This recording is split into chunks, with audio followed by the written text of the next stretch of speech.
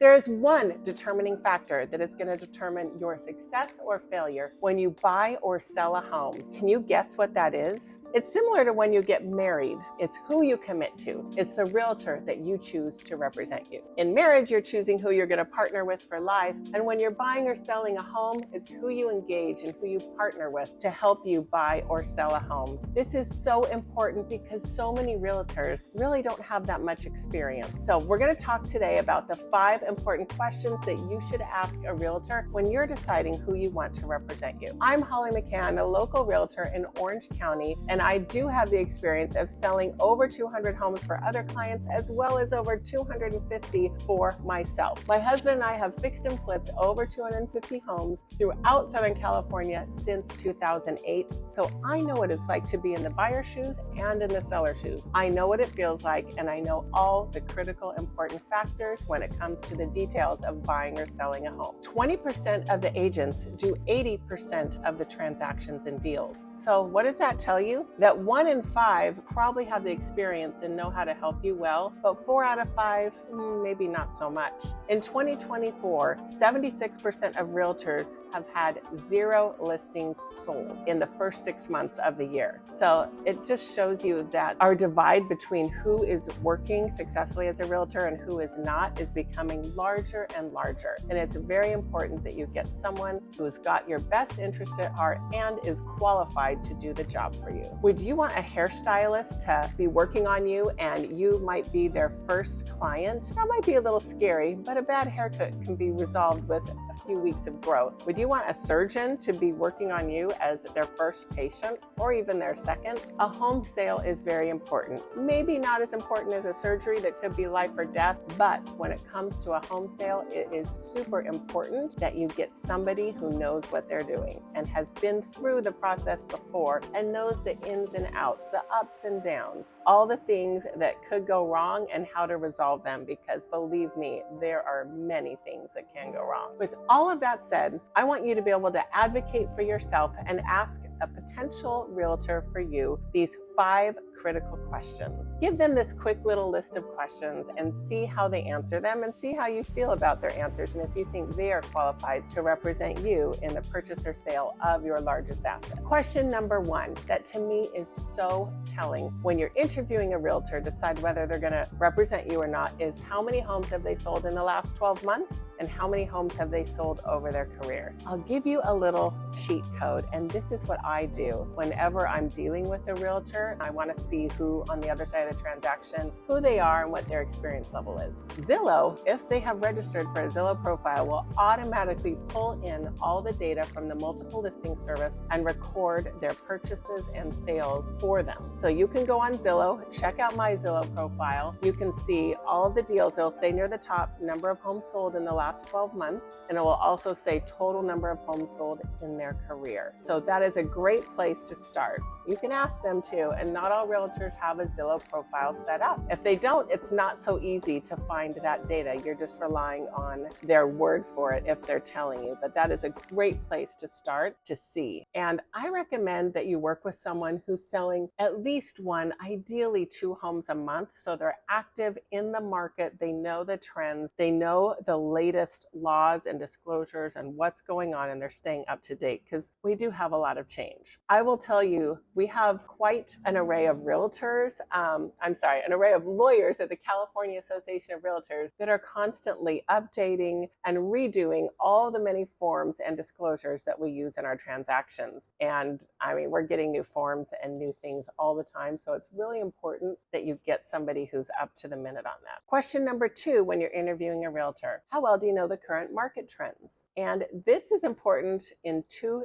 different regards. Number 1, what are the statistics in the area, like how many days it's taking a home to sell? What is the median price point? Is it trend up? Is it trend down? Also, current trends in home style or home fashions. It's important that someone really knows what buyers want today. I know because I'm shopping with buyers all the time. I hear directly from them, oh no, there's carpet. We'll have to take that out. So many buyers and tenants want nothing to do with carpet. Yet I've met many a realtor that has recently advised their clients to put new carpet in a house. I just had this happen a few weeks ago when I helped this young couple in their early 30s close on their first house with a home that a seller had recently put new carpet in, and guess what? They're ripping it all out. They want nothing to do with carpet because it feels unsanitary to many people. They just think, oh, we don't know what's in it. Does it get wet? Does it get moldy? If you have pets, that's no good. Spilling food, spilling wine, you name it, it's a problem. So you need a realtor that knows what's important to buyers today. And I have my full home renovation guide at the link below, but I'll give you a quick summary of it. It's white paint, luxury vinyl plank flooring, up-to-date lighting, and also when you're a seller, it's very important that you've got some great looking furniture. And if you don't own furniture, that's okay. We can hire a stager to bring in phenomenal looking furniture and help your home sell at top dollar. Question number 3, what is your approach to negotiations? And I'll tell you on that, there's some realtors out there that maybe you'd be excited to have them represent you because they're a shark and they're going to negotiate super hard for every last penny. But I'll tell you, I've seen that go awry. One time when a realtor was negotiating for their buyer and I was the listing agent, they pushed and pushed and pushed so hard. They'd gotten up to about $6,000 of credits that my seller had agreed to. And then they kept asking for more. And this was all verbal. And then my seller just said, I'm not doing any of it. Tell them I'm doing no credits anymore, because they were so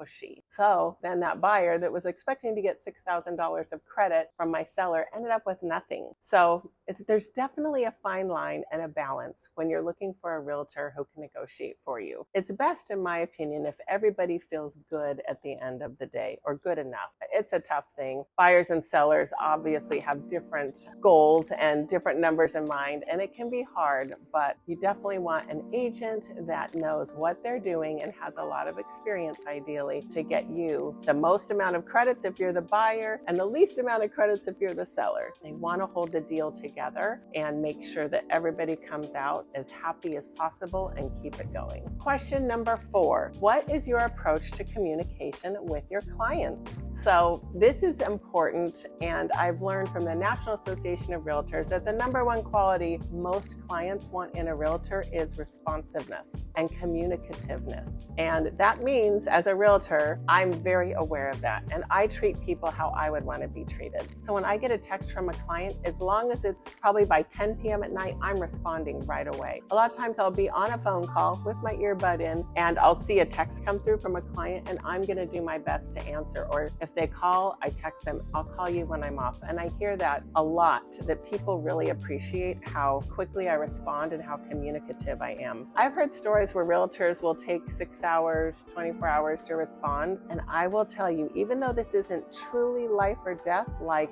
a doctor would be involved in, this is pretty close. I've seen deals get lost and won over minutes or hours with responsiveness. So definitely ask your realtor how responsive they are and what their typical response time is. That could be a make or break deal for you. Question number 5 for your potential realtor. Can you provide references, or do you have reviews or testimonials online from past clients? This is a great question, especially for a seasoned agent. They should have that. So check out my Google business profile, Holly McKhann Realtor. Check out my Zillow profile. You will see combined over there, I have 200 reviews. And I gotta tell you, I have way more happy clients than people that actually take the time to do their reviews, because I know it takes a few minutes and it's a bit of a hassle, but you want to see good reviews, and maybe if you see some not so good ones, it seems like they're a little bit more authentic, because no one is perfect. And also, I've got YouTube videos of my clients, real people that you can see, a wide variety in ages and backgrounds and careers. So you can see for yourself,